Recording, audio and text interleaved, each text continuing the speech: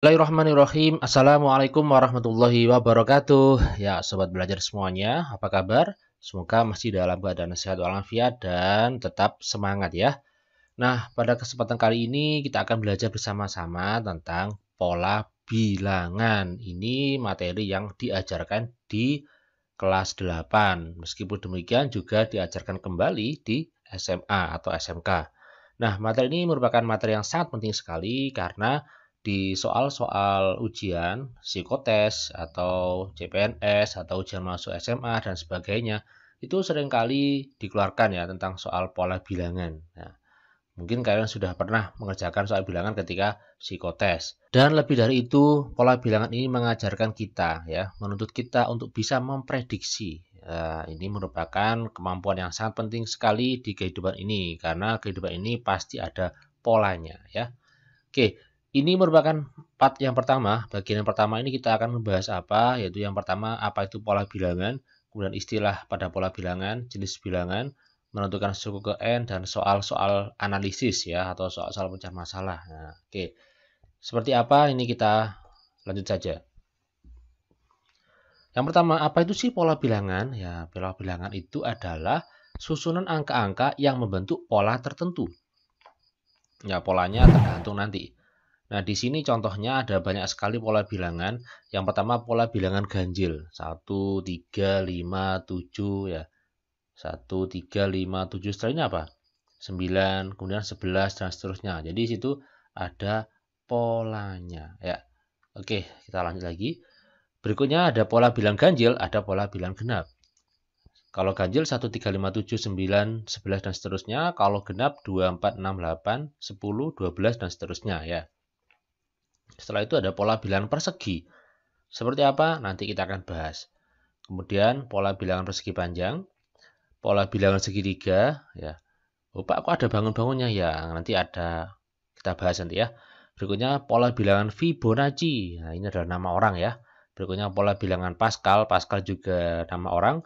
Kemudian pola bilangan aritmetika, kemudian pola bilangan geometri. Khusus untuk nomor 8 dan 9 ini kita akan bahas nanti di pertemuan yang selanjutnya di part kedua mungkin ya. Untuk part 1 kita cukup ke 1 sampai 7, nanti kita akan tambahin dengan soal pemecahan masalah atau soal tentang analisis. Oke.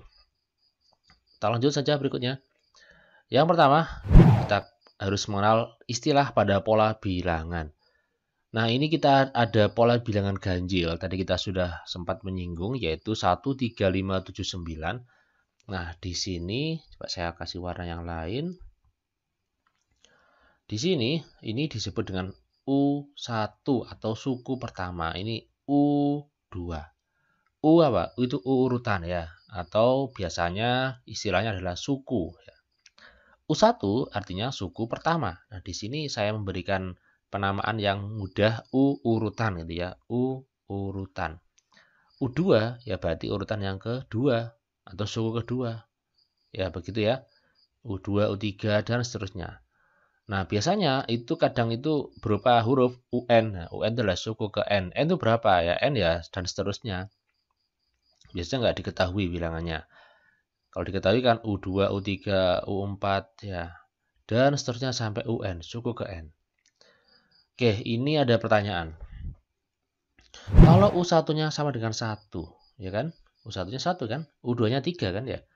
U3-nya 5, U4-nya 7, U5-nya 9. Kalau ditanya U100, nah bagaimana caranya? Apakah kita harus mendata atau mengurutkan terus sampai 100? Nah, tentu tidak mungkin kan ya? Berarti ada caranya. Caranya bagaimana? Nanti kita akan bahas di slide berikutnya. Oke, ini kita bahas menentukan suku ke N. Yang pertama untuk pola bilangan persegi. Pola bilangan persegi artinya di sini kita punya suatu titik-titik ya, noktah atau kotak. Jadi yang pertama seperti ini. Jadi bulat-bulatannya ini membentuk suatu bangun persegi. Nah, ini ya. Kita tunggu sampai turun semuanya. Oke. Yang pertama ini adalah 1 kan, 1 bulatan, yang kedua 4, yang ketiga 9, yang keempat 16. Ini U1, U2, U3, U4. Nah, pertanyaannya kalau U5 berapa ya? Kalau U20 berapa ya? Apakah kita harus membuat buletan yang banyak sekali seperti yang tadi? Kalau U20, wah nanti nggak cukup nanti ya layarnya. Belum lagi kita menghitungnya. Belum lagi nanti kita lurus enggaknya ya. Berarti ada polanya. Ya, ada polanya ini. Polanya bagaimana? Coba diamati. Ini 1. Ini 1. Ini 2, 4, 3, 9, 4, 16. Kira-kira bilangan apa ini ya? 1, 4, 9, 16. Ini adalah bilangan kuadrat ya. Jadi ini bilangan kuadrat. Karena 4 pangkat 2 itu kan 16. Saya pakai warna lain ya biar terlihat. Oke ini. 3 pangkat 2 sama dengan 9 ya kan. 2 pangkat 2 sama dengan 4. 1 pangkat 2 sama dengan 1. Berarti ini pasti 5 pangkat 2 sama dengan 25.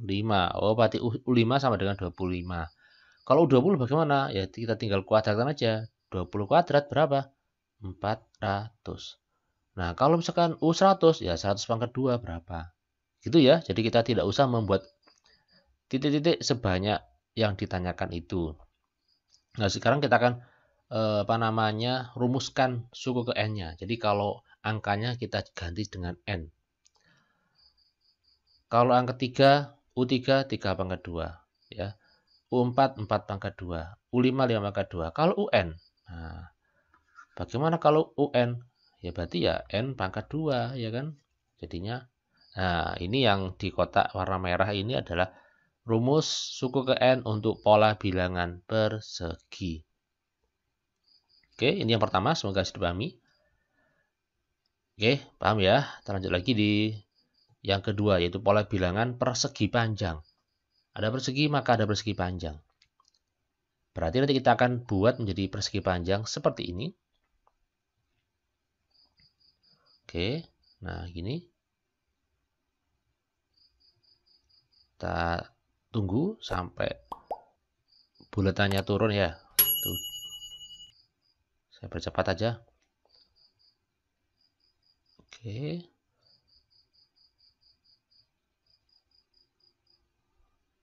Oke, coba sekarang kita amati.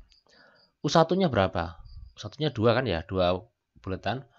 U2-nya berapa ini? 6 ya. 6. U3-nya ada berapa? 12. U4-nya 20. Pertanyaannya, ini kan U1, U2, U3, U4. Kalau U5 berapa? Kalau U10 berapa? Kan kita nggak mungkin ya harus menghitung, membuat kotak-kotak, membuat buletan sebanyak ini. Ya kalau 10 kan banyak juga. Apalagi kalau 20, apalagi kalau 100, nggak mungkin. Berarti kita harus tahu polanya. Nah, polanya bagaimana ini? Nah, sekarang kita akan amati. Oke, ini 1 menjadi 2, 2 jadi 6, 3 jadi 12, 4 jadi 20. Ini diapakan Pak ini Pak? Oke, caranya gini ya. Kita tahu bahwa rumus persegi panjang, luas persegi panjang itu kan P kali L ya kan. Ini P kali L, berarti ini ke sini P-nya ini berapa ini? 3 kan? 3, ini ke sini berapa? 2 kan? Berarti ini adalah 3 kali 2. Nah, ini berapa? 2, ini 1, berarti ini 2 kali 1. Kalau ini ke sini 4, ini ke sini 3. Oh, ini kan 12 kan 4 kali 3. Ini berapa ini? Ini 5, ini 4, berarti ini 5 kali 4. Nah, seperti itu. Berarti kira-kira kalau U5 berapa? Nah, ini kita bisa melihat lagi di sini. Kalau misalkan kalian belum bisa melihat polanya, coba amati ini. 1, 1, 2, 2, 3, 3, 4, 4. Oh, pasti U5 ini pasti 5 dikali berapa? Angka setelahnya 5 berapa? 6. 5 kali 6 berapa? 30. Ya, begitu caranya. Kalau U10, ya U10 berarti ini, coba ini 10 dikali angka setelah 10 berapa? 11 kan ya? Berarti 110. Oke, seperti itu ya. Jadi seperti itu. Kalau misalkan ditanya U11 ya berarti 11 dikali 10. Kalau U12 berarti 12 kali 11. Boleh dibalik ya, 11 kali 10 atau 10 kali 11 boleh ya, karena perkalian itu berlaku bolak-balik atau komutatif. Kalau U20 ya berarti ya 20 kali 21. Kalau U21, nah, bagaimana kalau ininya kita ganti N ya, angkanya kita ganti N. Maka ini pasti N dikali apa ini? 20 dengan 21, ini kan berapa tambahnya? Tambah 1 kan ya? Berarti kali N plus 1. Nah, seperti itu, berarti rumusnya adalah UN sama dengan N kali N plus 1. Jadi ini kali ya, tapi nggak usah kita tulis, nggak apa-apa ini. Karena dalam kurung itu artinya perkalian. Seperti itu bisa ya. Jadi kalau misalkan ditanya berapakah U100, nah, kita nggak usah menggambar sebanyak ini sampai 100 ya, kelamaan. Bisa sampai 1 minggu nanti. Jadi kita gunakan pola ini. Ya, berarti 100 dikali 101. Sekian ya. Oke, lanjut lagi. Nah, yang ketiga ini adalah pola bilangan segitiga. Oke, berarti kita bentuk jadi segitiga. Nah, kayak gini. Oke, 1, 3, 6, berapa ini? 10 ya. Ini U1, U2, U3, U4. Nah, U5 berapa ya? Oke. Nah, bagaimana nih polanya, Pak? Ini 1 jadi 1, 2 jadi 3, 3 jadi 6, 4 jadi 10, dan seterusnya. 5 jadi berapa ya? Kalau U10 berapa ya? Nah, jadi ini sebetulnya ada hubungannya dengan pola bilangan sebelum ini, yaitu apa? Pola bilangan persegi panjang. Nah, pola bilangan persegi panjang tadi berapa? Pola bilangan persegi panjang tadi suku pertamanya adalah 2. Berapa lagi? 6, 12, 20 gitu kan ya tadi ya. Nah, ini kalau masih lupa silahkan boleh back ke menit sebelum ini ya, di slide sebelum ini, yaitu pola bilangan persegi panjang. Nah, kira-kira sih apa sih hubungannya pola bilangan persegi panjang dengan segitiga? 2, 1. 6 jadi 3. 12 jadi 6. 20 jadi 10. Berarti apanya? Setengahnya kan ya? Nah, berarti kita bisa simpulkan bahwa pola bilangan polbil segitiga ini sama dengan setengah dari pola bilangan persegi panjang. Nah, pola bilangan persegi panjang tadi rumusnya apa? N kali N plus 1. Berarti kalau misalkan U5, oke saya tulis dulu ya. Ini ya. N kali N plus 1 per 2, atau bisa juga ditulis setengah kali N kali N plus 1.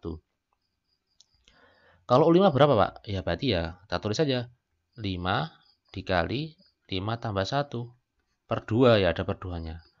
Jadi ini 5 kali 6 bagi 2. Berapa ini? 15. Kalau 10 bagaimana? Ya berarti 10 dikali 10 tambah 1 ya, 11 per 2. Berarti 55. Dan seterusnya. Oke, seperti ini untuk pola bilangan segitiga. Berikutnya, pola bilangan yang keempat adalah pola bilangan genap. Nah, pola bilangan genap ini sangat mudah, yaitu 2, 4, 6, 8, 10, 12, dan seterusnya. Ini U2, U1, 3, U4, U5. Kalau ditanya U100 berapa? Nah, ini sangat mudah sebetulnya. Kalau kita lihat, kita amati, ini 1 menjadi 2, 2 jadi 4, 3 jadi 6, 4 jadi 8, 5 jadi 10 ya. Berarti diapakan ini? Dikali 2 kan ya? 5 kali 2 10, 4 kali 2 8, 3 kali 2 6. Nah, 2 kali 2 4. Nah, berarti kalau 100 ya kali 2 aja, berarti berapa? 200. Itu ya. Kalau angkanya ini kita ganti dengan N, maka kita tinggal kalikan 2 kan? Jadi 2N kan? 2 kali N atau 2N. Kalau U500, nah berarti kita hitung aja. 500 dikali 2 atau 2 kali 500. 1000 ya. Gitu ya. Oke, berikutnya adalah pola bilangan ganjil. Nah, ada pola genap, ada pola bilangan ganjil. Nah, pola bilangan ganjil 1, 3, 5, 7, 9. Ini U1, U2, U3, U4, U5. U100 berapa? Ayo diapakan? Kalau tadi bilangan genap kan kita tinggal kalikan 2 ya. Kita tinggal kalikan 2. Tapi ini bagaimana caranya? 2 jadi 3, 3 jadi 5, 4 jadi 7, 5 jadi 9. Bagaimana caranya ya? Nah, ternyata kuncinya adalah ada di pola bilangan sebelum ini, yaitu pola bilangan, saya pakai warna lain, coba. Oh ya, lumayan kelihatan. Tadi pola bilangan genap yaitu apa? 2, 4, 6, 8, 10, dan seterusnya kan ya. Coba kira-kira apa hubungannya pola bilangan genap dengan pola bilangan ganjil? Nah, yaitu selisihnya 1 kan ya. Kan tinggal dikurangi 1 kan. Kurangi 1. Oh, ini kurangi 1. 6 kurangi 1, 5. 8 kurangi 1, 7. Nah, sedangkan pola bilangan genap tadi adalah 2n. Nah kan? Pola bilangan genap tadi kan 2n. Nah, sekarang kalau ganjil, karena ini dikurangi 1 semuanya, berarti pola bilangan ganjil adalah 2n min 1. Nah, bagi kalian yang masih bingung untuk pola bilangan ganjil atau genap, nggak masalah ya, karena kita akan bahas lagi di video yang kedua ya, yang bagian kedua, part 2. Jadi nggak usah khawatir, ini nggak usah dihafalkan juga. Genap dan ganjil nggak usah dihafalkan. Karena nanti agak beda lagi kalau saya ubah sedikit ya, kalau misalkan awalnya nggak 1, langsung 3, itu beda lagi, nggak min 1 ya. Jadi ini nggak usah dihafalkan, cukup dipahami saja ya. Sekarang kalau U100 bagaimana? Ya, kita tinggal ganti N-nya menjadi 100. Ya, berarti jadinya adalah 2N-1. Berarti 2 kali 100 kali 1. Berarti berapa ini? 199. Oke. Jadi, seperti ini untuk pola bilangan ganjil ya. Oke, berikutnya. Itu pola bilangan Fibonacci. Nah, Fibonacci ini merupakan nama orang. Ini angka ini sangat unik sekali pola bilangannya. Nah, kayak gini ya, saya tulis langsung. Bagaimana sih polanya? Berapa U berikutnya? Oke. Ada yang bisa tahu polanya? Setelah 8 berapa? Nah, oke. Jadi, pola bilangan Fibonacci adalah pola bilangan dimulai dari menjumlah dua bilangan sebelumnya. Jadi 2 ini kita peroleh dengan cara 1 tambah 1. Berapa? 2. Ya. 3 itu berapa? 3 ini adalah 1 ditambah 2. 3. 5 bagaimana? 5 itu didapat dari 2 tambah 3. Oke. Berikutnya. 8 didapat dari mana? 3 ditambah 5. Oh, berarti berapa berikutnya? Ya berarti kita hitung aja. 5 tambah 8, berapa? 5 tambah 8, 13. Oh, berarti ini pasti 13.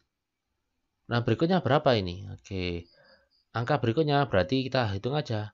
8 ditambah 13. Nah, ini berapa? Oh, 21. Ya, berarti ini 21. Dan seterusnya. Itu ya. Itu adalah pola bilangan Fibonacci. Untuk pola bilangan Fibonacci ini kita tidak perlu menuliskan rumus UN-nya ya. Cukup dipahami saja. Kalau kita tulis nanti agak bingung nanti. Nah, seperti ini kan agak bingung kan ya. Jadi UN sama dengan UN-1 ditambah N-2. Artinya apa sih? Artinya adalah pola bilangan Fibonacci itu didapat dari penjumlahan dua angka sebelumnya. Ya.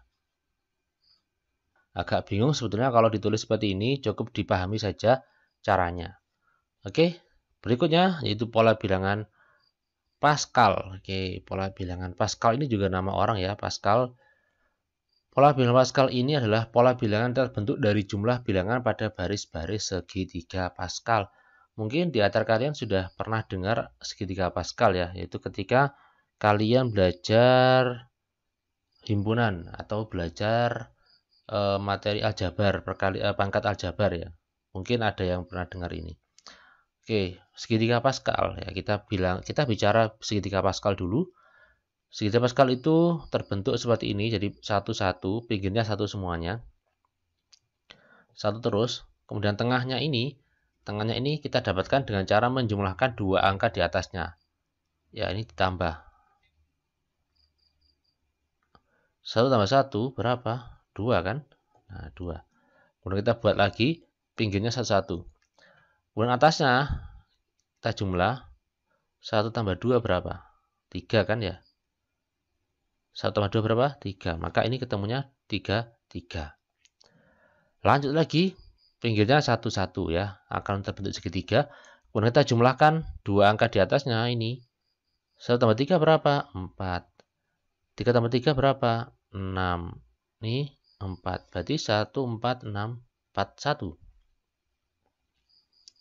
Kalau dilanjut lagi, nah nggak masalah. Kita total 1 tambah 4, oh 5. 4 tambah 6, 10. Oh ini 10. Oh ini 5. Berarti 1, 5, 10, 10, 5, 1. Ya, dan seterusnya. Ini adalah segitiga Pascal ya. Kemudian pola bilangannya adalah pola bilangan terbentuk dari jumlah bilangan pada baris-barisnya. Artinya, ini saya hapus dulu. Artinya, setiap barisnya ini kita akan jumlahkan ya. Baris pertama, jumlahnya 1. Baris kedua, jumlahnya 2. Baris ketiga, jumlahnya berapa? 1 tambah 2 tambah 1, 4.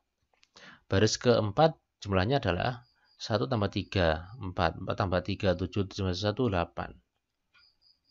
Berikutnya berapa? 16. Ini sudah tahu polanya kan ya?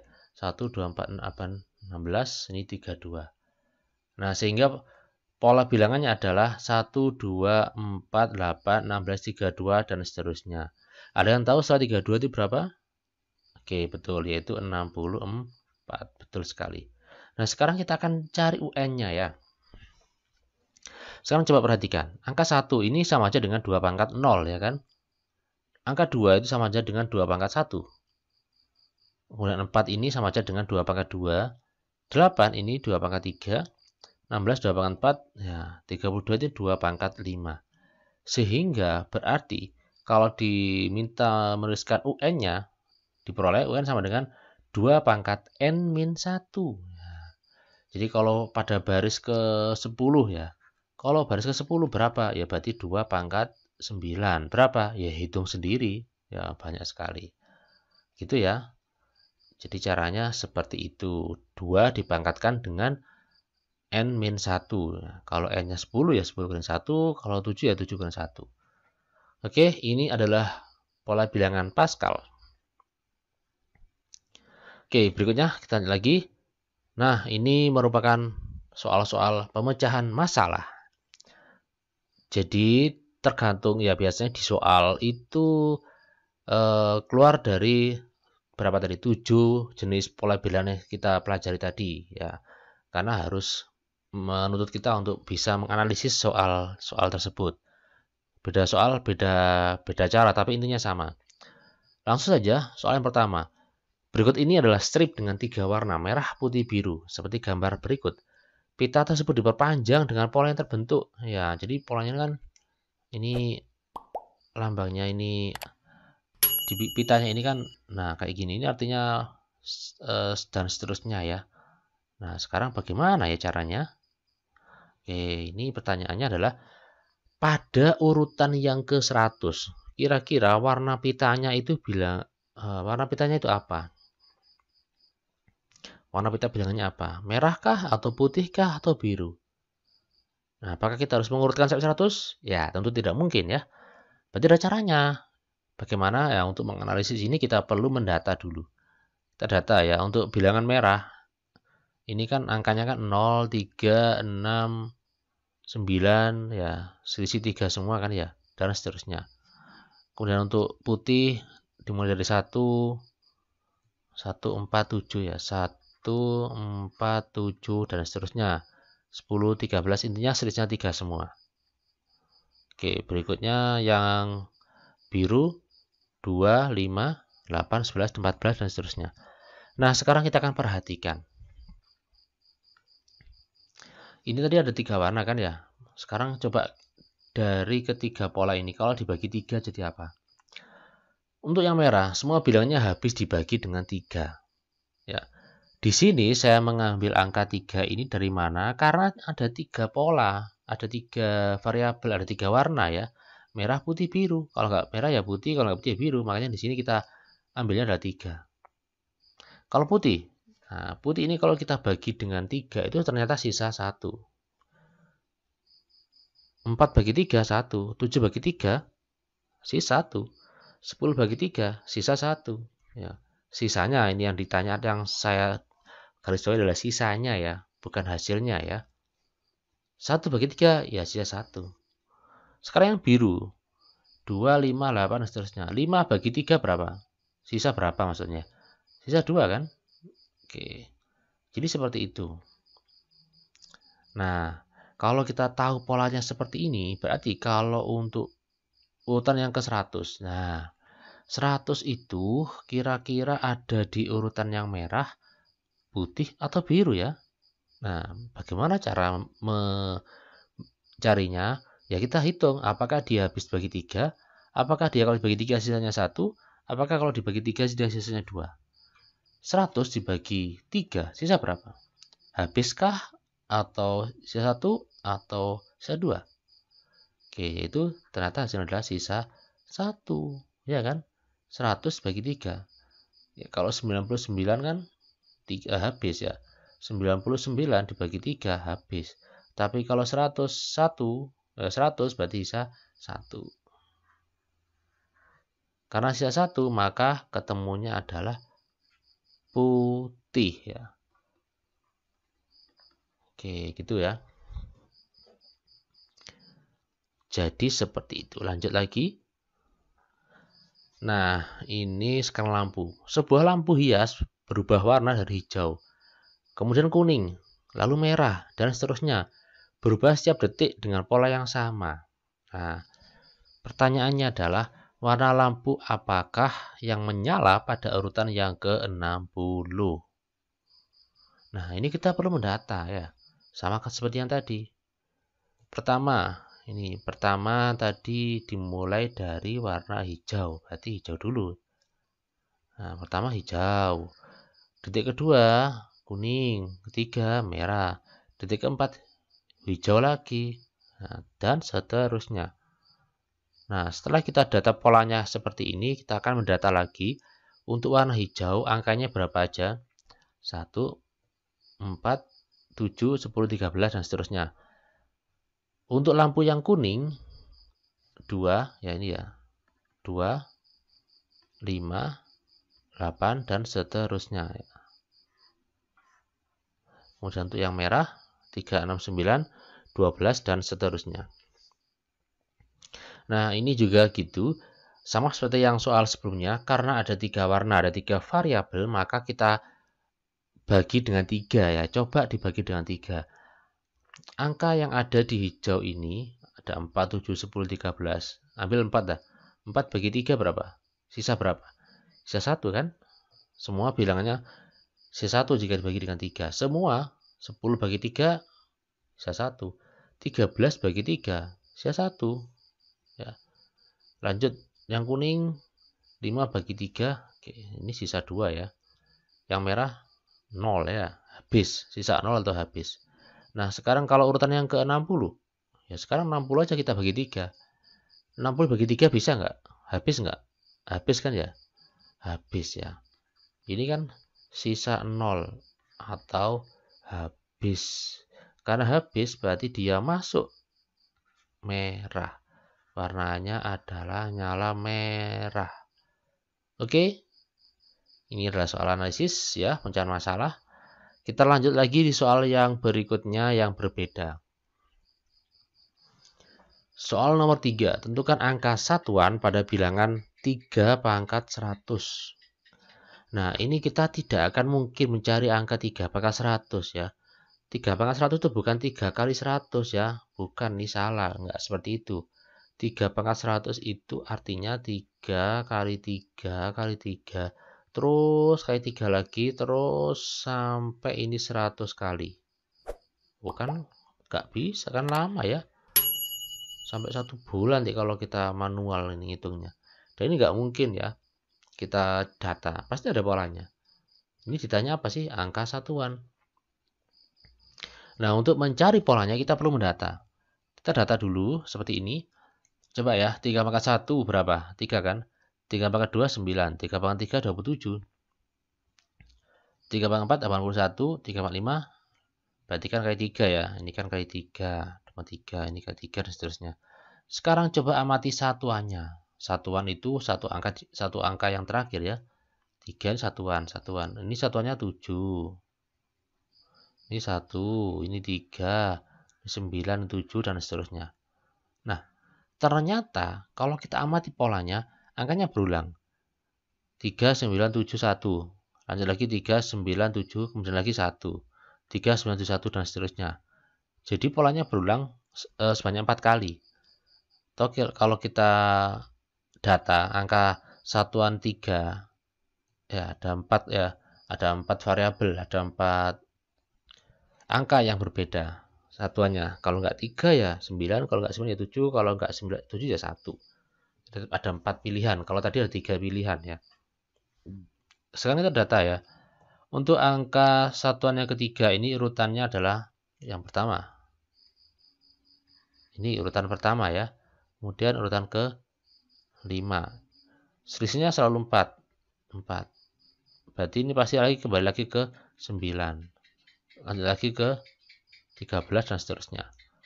Sekarang yang 9. 9 urutan kedua, kemudian urutan ke-6. Ini juga selisihnya 4 semua ya, 4, 4, 4, dan seterusnya. Sekarang kalau 7 berarti ada di urutan ketiga sama urutan ke-7 ya. 3, 7, 11, dan 15, dan seterusnya. Sama aja, ini juga selisihnya 4.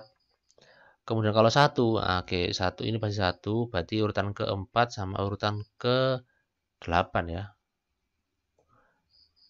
4, 8, 12, 16, dan seterusnya.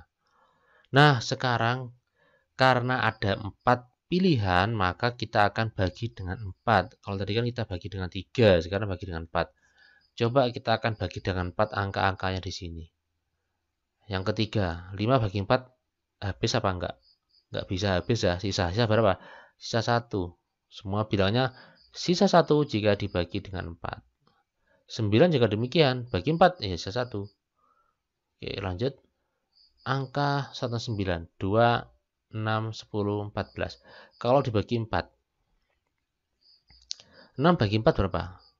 Habis enggak? Enggak habis. Sisa 2 ya. Sisa 2. 3, 7, 11, 15. 7 dibagi 4 sisa 3. 11 bagi 4 sisa 3. 3 bagi 4 ya nggak bisa, pasti sisa 3 juga ya.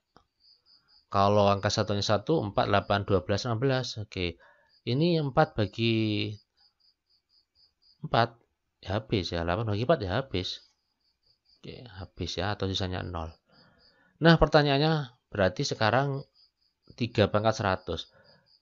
Berarti urutan yang ke-100. Ya, urutan yang ke-100 berarti 100 bagi 4. Habis atau sisa? Habis ya, berarti sisanya 0. Sisa 0, karena sisa 0 atau habis, maka dia itu masuk ke dalam golongan ini. Nah, berarti jawabannya adalah 1 ya. Satuannya adalah 1. Oke? Seperti ini soal analisis, semoga bisa dipahami. Kita akan lanjutkan lagi di bagian yang kedua tentang barisan dan deret aritmetika. Semoga bermanfaat. Mohon maaf atas segala kekurangan. Saya akhiri. Wassalamualaikum warahmatullahi wabarakatuh.